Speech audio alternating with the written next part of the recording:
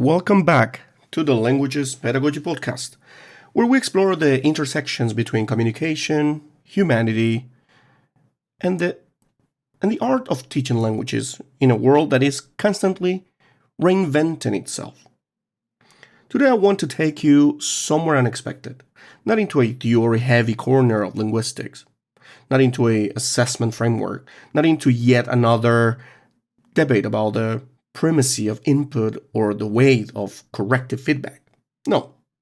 Today we're going to talk about something infinitely more subtle, more human, more surprisingly and pedagogically powerful than most people give it credit for. Humor. Humor in the language classroom is one of those topics that feels deceptively simple. Everyone thinks they understand it. Everyone believes they use it. Everyone claims they naturally have it. But the moment you start digging, really digging, you discover that humor is both an instrument and an ecosystem. It is cultural, linguistic, emotional, and profoundly pedagogical. So, when you walk into a classroom, whether you're teaching 5-year-olds, teenager, battling their own internal storms, adults coming in after long shifts, or senior professionals who carry entire universes of responsibility on their shoulders, you quickly learn that humor isn't optional. It's oxygen. And here's the truth many educators avoid saying out loud. Humor is not about being funny. Humor is about being natural. People. Human. That's what I want to explore today. Not humor as entertainment, but humor as methodology. Humor as emotional scaffolding. Humor as cross-cultural negotiation. Humor as input and answer. As affective filter reducer. As identity builder. Or linguistic data. As the hidden social grammar of a classroom. And as I always say, sit down comfortably, get yourself a coffee, and let's get started. Woo! Let's go!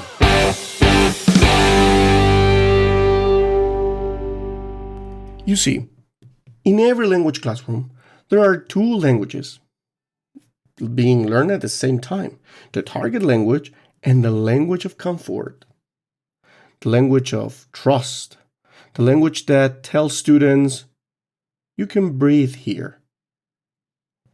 Humor is one of the most effective forms of that silent language.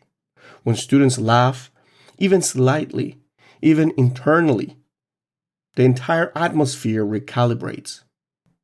Cortisol drops, muscles loosen, monitor filters shrink. Krashen would smile. Vygotsky would stand up and clap. Neuroscientists would raise an eyebrow and say, yep, that checks out. And teachers, they actually are the one who understand the power of humor. Use it not to distract, but to unlock. Humor is a cognitive lubricant, a bridge builder, or a social equalizer. And sometimes humor is the only thing that keeps a tired student coming back to the next class. But let's go deeper. Humor in the language classroom is not universal. What's funny in Ecuador is confusing in China. What makes a Russian laugh might shock a Portuguese speaker. Humor is culture in motion.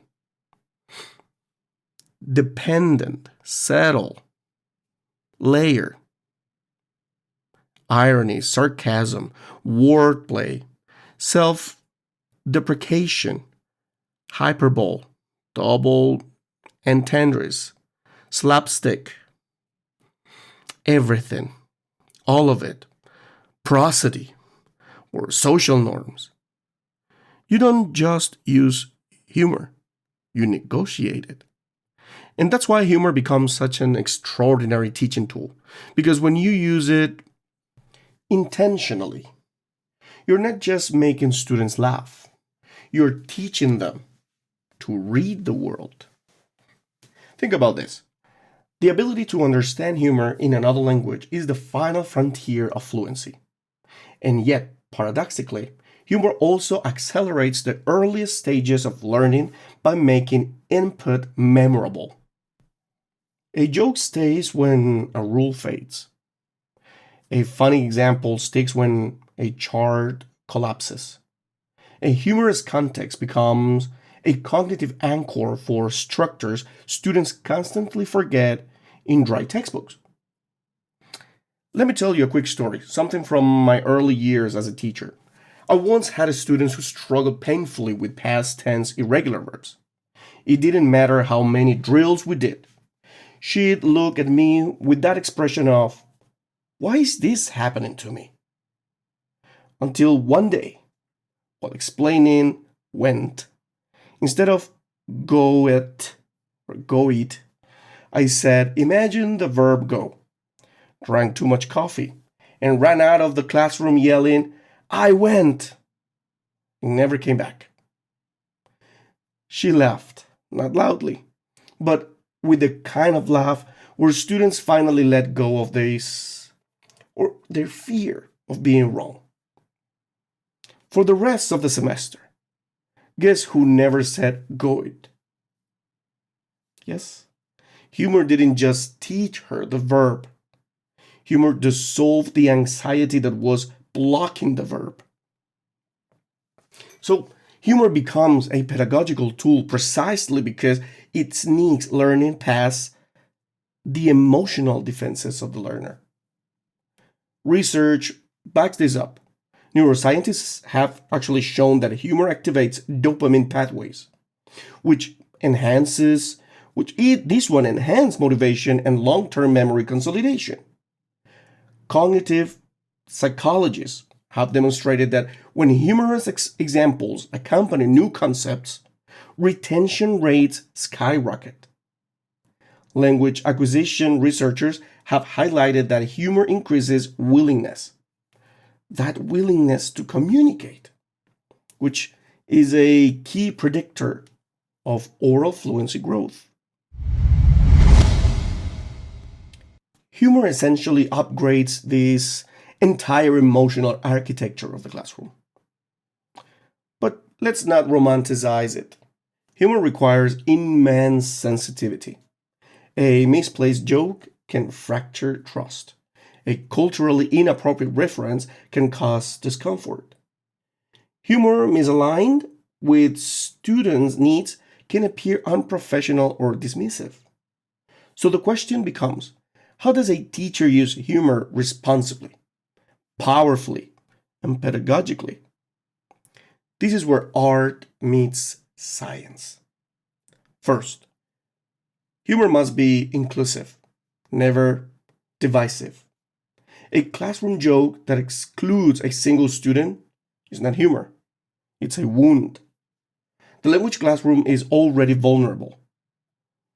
Students already fear sounding foolish. Humor should never add to that fear. Instead, humor should celebrate the shared journey. One of my personal strategies is using what I call collective self deprecation. I make fun of all of us, teachers, obviously, learners, even myself as the guy who has learned and forgotten more words than he wants to admit. It creates unity. It dissolves shame. It positions mistakes as a natural, even amusing part of acquiring a new linguistic identity. Second, humor should be authentic. Students are extremely perceptive. They can spot forced humor from a mile away. They know when a teacher is trying too hard. Forced humor adds pressure. Natural humor adds connection. Third, humor should be strategic.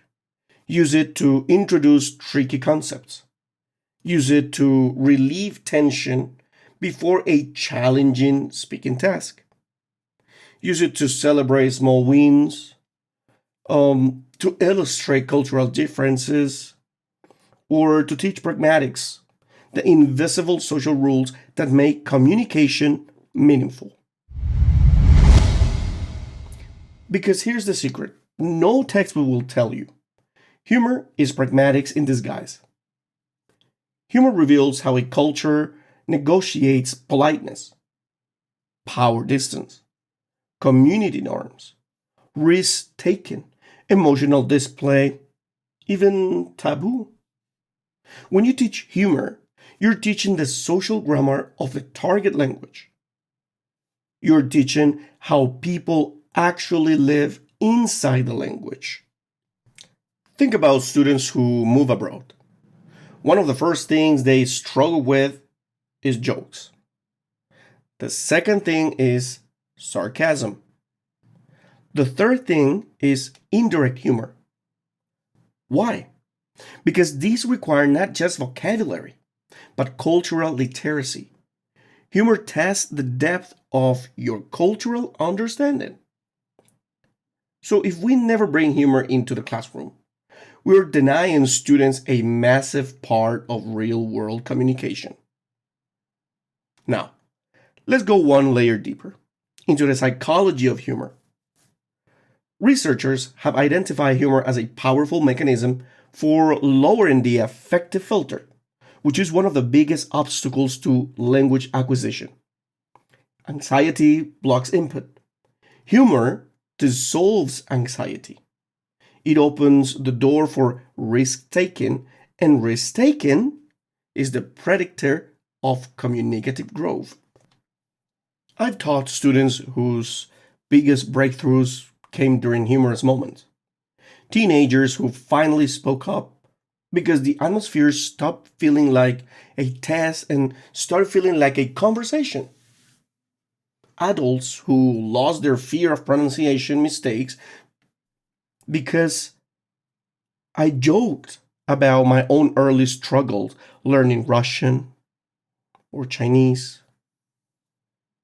So, this is important. Humor becomes a mirror that reflects we are all learners here. There is no hierarchy in this moment. And when students feel that, they speak, they laugh, they relax, try, and most importantly, they start learning. Humor is community building and community in pedagogy. The best classrooms in the world are not the ones with the highest tech tools or the fanciest methodologies. They're the ones where students feel free. Humor is one of the purest ways to create that freedom. But humor also enhances phonological awareness. Tongue twisters, for example, or playful sentences. Jokes based on homophones. These sharpen listening discrimination. Wordplay boosts lexical awareness. Jokes based on double meanings force learners to analyze semantic ambiguity. Puns expose the relationship between morphology and semantics. Humor becomes linguistic training disguised as fun. Even better, humorous content boosts recall. Students remember jokes years later. They don't remember page 42 of the grammar book, right? And why is this? Because humor attaches emotion to content, and emotional content is neurologically privileged. So, why don't more teachers use humor intentionally? Because many teachers fear losing control, they fear looking unprofessional. Or why not? Sometimes it's the school's rules. Some schools are like in all ways, right? Like traditionalist. That's the word. But here's the paradox. Humor, when used confidently, creates more control, not less. Students respect teachers who feel more like them. Not teachers who hide behind rigid walls. Humor is a sign of mastery. It shows you're not afraid of the flow of the classroom. And let's talk about flow. Humor creates flow. When the classroom atmosphere becomes relaxed, students enter a state of heightened attention. Time feels faster, but learning feels deeper. Humor keeps the energy loop alive. And there's another layer here. Humor protects teachers' well being. You and I both know teaching is emotionally taxing. Some days, humor is the only thing keeping us upright. Humor allows teachers to reframe challenges, build resilience, survive tough groups, and maintain passion in the face of burnout. When teachers laugh with students, the emotional weight of teaching lightens. Humor is not the enemy of professionalism. Humor is a dimension of professionalism the world hasn't fully respected yet. But let's talk culture now. Because humor can be a culture minefield. A joke that works in Spanish will not necessarily work in English or Chinese. Timing, tone, taboo topics, irony, and sarcasm vary dramatically across cultures. Humor must be adapted, not exported.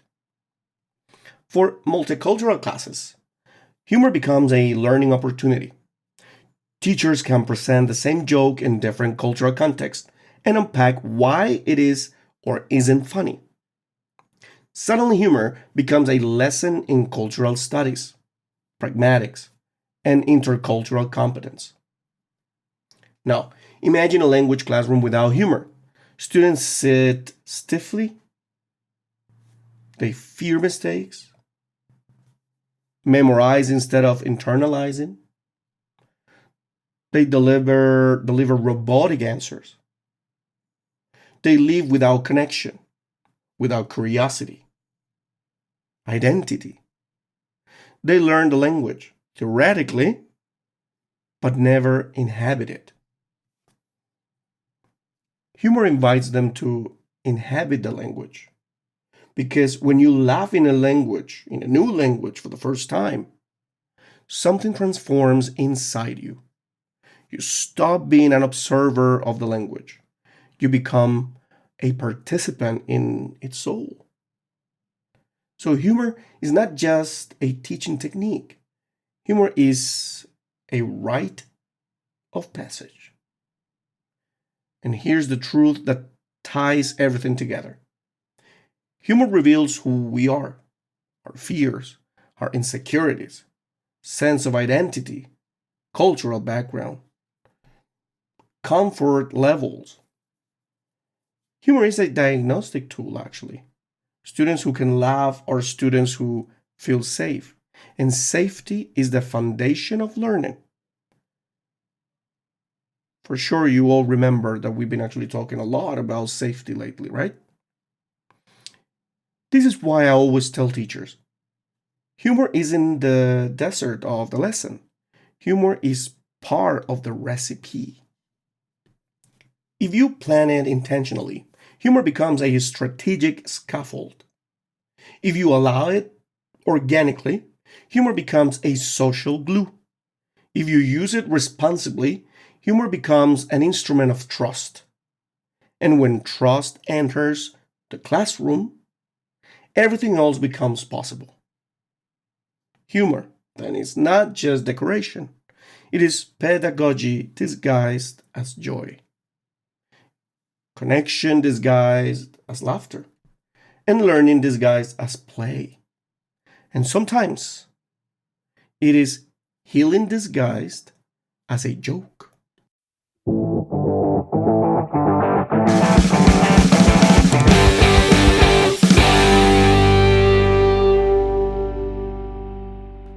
So today I want to invite teachers everywhere to rethink humor, not as an optional extra, not as a personality trait, not as a talent only charismatic teachers have, but as a teachable, learnable, and profoundly impactful linguistic tool.